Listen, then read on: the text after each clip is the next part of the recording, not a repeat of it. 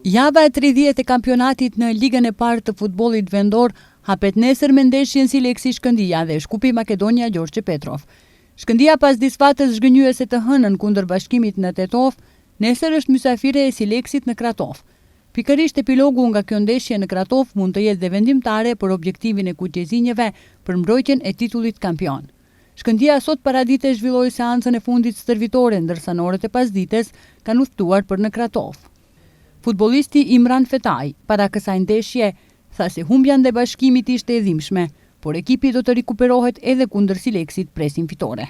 Atmosfera normal, në grup, siç e thash, normal, jemi pak mërzitur, por ne kemi ditur edhe pas humbjeve të tjera të kthehemi të fuqishëm dhe besoj se edhe nesër do jemi 100% dhe do të gjejmë diçka për të motivuar.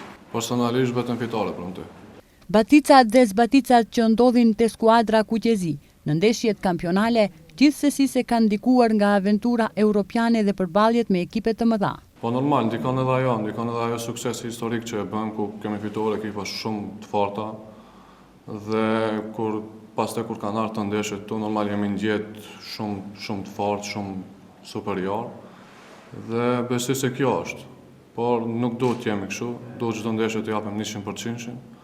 Dhe të lëm shpirtin fush për çdo ndeshje, sidomos të ndeshjet e fundit. Nesër po me fillim në ora 16 zhvillohet dhe ndeshja Shkupi Makedonia Gjorgje Petrov që do të luhet në stadiumin e Gjorgjes. Të shtunën takohen Rabotnički Pelisteri dhe Bashkimi Vardari. Të dielën takohen Struga Trimlum, AP Brera dhe Tikveshi Arsimi.